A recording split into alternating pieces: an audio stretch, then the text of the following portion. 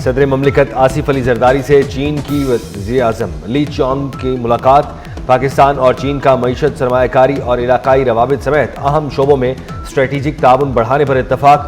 سی pack منصوبوں پر عمل درآمد تیز کرنے کی ضرورت پر زور۔ صدر آصف زرداری نے کہا، چین کے ساتھ دوستی پاکستان کی خارجہ پالیسی کا اہم جز ہے۔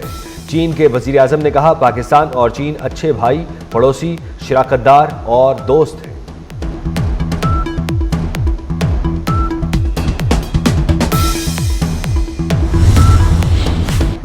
چین کے وزیر اعظم سے اسپیکر قومی اسمبلی ایاز صادق کی ملاقات۔ دونوں ممالک کے تجارتی تعلقات میں مزید وسعت دینے پر اتفاق۔ ایاز صادق نے کہا کہ شنگھائی تعاون تنظیم کے اجلاس کی میزبانی پاکستان کے لیے اعزاز ہے۔ چین پاکستان کا بااعتماد اور مخلص دوست ہے۔ چین کے ساتھ سدا بہار دوستی پر فخر ہے۔ پاکستان میں 27 سال بعد بڑا عالمی فورم شنگھائی تعاون تنظیم سربراہ اجلاس میں شرکت کے لیے غیر ملکی سربراہان مملکت اور مندوبین کی آمد جاری۔ کرغزستان اور بیلاروس کے وزرائے اعظم پاکستان پہنچ گئے۔ ترکمانستان کے وزیر اعظم کی بھی پاکستان آمد۔ معزز مہمان کا ایئرپورٹ پر شاندار استقبال۔ ایران کے نائب صدر اور بھارتی وزیر خارجہ جے شنکر سمیت دیگر رکن ممالک کے وزرائے اعظم بھی آج پہنچیں گے۔ روسی وزیر اعظم آج شام کو اسلام آباد پہنچیں گے۔ اجلاس میں 900 مندوبین شرکت کریں گے۔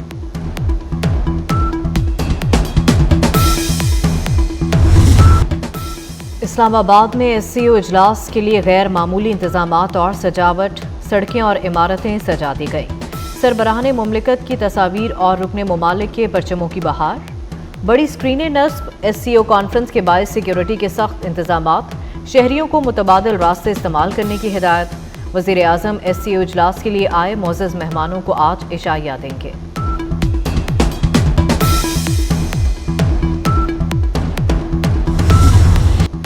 ترقی و خوشحالی کی منزل کی طرف بڑا قدم۔ پاک چین دوستی میں ایک نئے باب کا آغاز۔ چین اور پاکستان کے وزیر اعظم نے گوادر انٹرنیشنل ایئرپورٹ کا ورچوئل افتتاح کیا۔ وفود کی سطح پر بھی ملاقاتیں۔ سلامتی میں تعاون اور کرنسی تبادلے کے معاہدے طے پا گئے۔ مفاہمت کی متعدد یادداشتوں پر دستخط۔ آج کے کئی مخالفین ماضی میں وفاقی آئینی عدالت کی حمایت کر چکے ہیں۔ Chairman Peoples Party Bilawal Bhutto Zardari کہتے ہیں، آئینی عدالت کے لیے موجودہ مخالفت ذاتی پسند، ناپسند یا موجودہ سیاسی حالات کی بنیاد پر ہے۔ 2007 سے عدالتی اصلاحات کا نفاذ ہمارے منشور کا حصہ ہے۔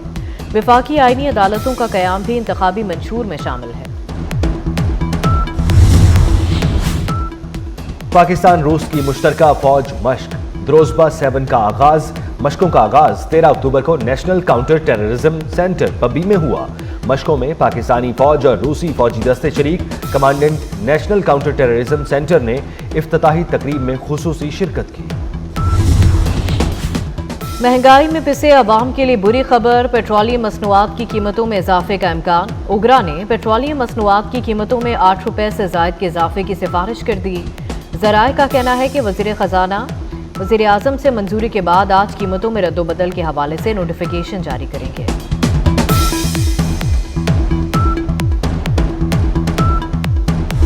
باغوں کا شہر لاہور مسلسل فضائی آلودگی کے نرغے میں۔ دنیا کے آلودہ ترین شہروں میں لاہور چوتھے نمبر پر آ گیا۔ ایئر کوالٹی انڈیکس کی مجموعی شرح 178 ریکارڈ کی گئی۔ پاکستان کے آلودہ ترین شہروں میں کراچی کا تیسرا۔ ماہرین کی شہریوں سے احتیاطی تدابیر اختیار کرنے کی اپیل۔ پنجاب کے مختلف علاقوں میں ڈینگی مچھر کے وار جاری۔ گزشتہ 24 گھنٹوں میں ڈینگی کے 128 کیسز رپورٹ ہوئے۔ رواں سال اب تک 3599 ڈینگی کے کیسز رپورٹ ہوئے۔ پشاور سے سی ٹی ڈی نے کالعدم تنظیم داعش کا اہم دہشت گرد گرفتار کر لیا۔ کارروائی کے دوران دہشت گرد کے 2 سہولت کار بھی گرفتار۔ گرفتار ملزم سیاسی اجتماعات کو نشانہ بنانا چاہتے تھے۔ کراچی کے علاقے اورنگی ٹاؤن میں نشان حیدر چوک کے قریب فائرنگ، 2 افراد زخمی۔ عباسی شہید ہسپتال منتقل۔ زخمیوں کی شناخت رمضان اور ماجد کے نام سے ہوئی۔ ایف آئی اے نے حوالہ ہنڈی میں ملوث 5 ملزمان کو گرفتار کر لیا۔ امریکی، برطانوی اور پاکستانی کرنسی برآمد۔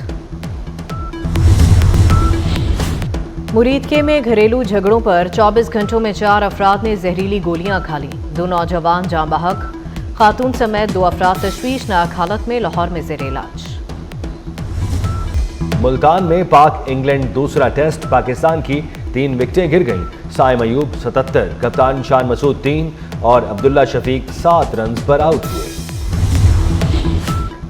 गजा में इसराइल की दहशतगर्दी जारी, दीर अल बला और नसीरत के इलाके में इसराइली फौज की वहशियाना बमबारी, 29 फलस्तीनी शहीद। शुमाली गजा पर इसराइली फोर्सेस का मुहासरा जारी, मुहासरे की वजह से 4 लाख फलस्तीनी फंस गए। इसराइली हमलों में अब तक शहीद फलस्तीनियों की तादाद 42,289 तक पहुंच गई। इसराइली जारहियत पर यहूदी भी नाराज, गजा में जंगबंदी और यरगमालियों की रिहाई के लिए न्यूयॉर्क में एहतजाज। मुजाहिरीन ने न्यूयॉर्क स्टॉक एक्सचेंज का घेराव कर लिया। मुजाहिरीन का अमेरिका से गजा जंग में इसराइल की हिमायत खत्म करने का मुतालबा। गजा को जीने दो और नस्ल कुशी करने वालों की फंडिंग बंद करो के नारे।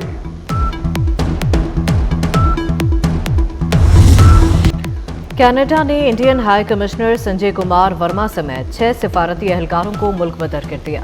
कैनेडियन पुलिस की रिपोर्ट के मुताबिक भारतीय सफारती अमला बड़े सरमायाकारों से भत्ताखोरी, खालिस्तान के रहनुमाओं के कत्ल और कनाडा में पुरतशद्दुद कार्रवाइयों में मुलव्वस थे। कनाडा भारतीय अलहदगी पसंद सिखों को निशाना बनाने पर पहले भी भारत को इंतबाह कर चुका था। 6 सफारतकारों की बेदखली की इत्तला पर भारत ने उन्हें वापस दिल्ली बुला लिया।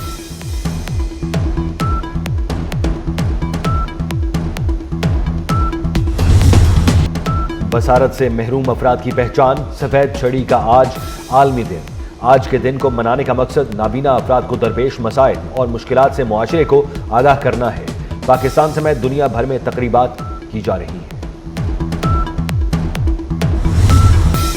पाकिस्तान समेत दुनिया भर में दही खवातीन का दिन मनाया जा रहा है। माथे पर शिकन, ना जुबान पर शिकवा, मर्दों के साथ खेतों में काम हो या जानवरों का दूध धोना, देहाती खवातीन अपने आलमी दिन से बेखबर, खंदा पेशानी से अपने कामों में मसरूफ। साबिक कप्तान और क्रिकेट के किंग बाबर आजम 30 साल के हो गए। बाबर आजम 54 टेस्ट मैचेस में 3,962 रन, 117 वनडे में 5,729 रन, 123 टी20 मैचेस में 4,145 रन बनाने वाले खिलाड़ी हैं। टी20 में सबसे बड़ा स्कोर पाकिस्तान की तरफ से बाबर आजम का है। यूआईफा नेशंस फुटबॉल लीग के मुकाबले जारी। ग्रुप बी के एक मैच में इटली ने इसराइल को 4-1 से शर्मनाक शिकस्त दी। इटली के 10 पॉइंट्स के साथ ग्रुप में पहली पोजीशन। इसराइल की टीम अभी तक कोई मैच नहीं जीत सकी।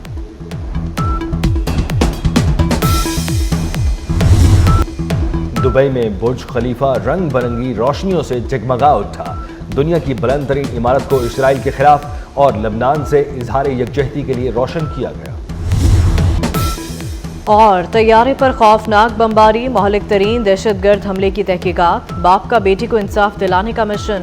थ्रिल से भरपूर series lockup bye a search for truth का ट्रेलर जारी। सीरीज की पहली किस्त अगले साल 2 जनवरी को रिलीज होगी।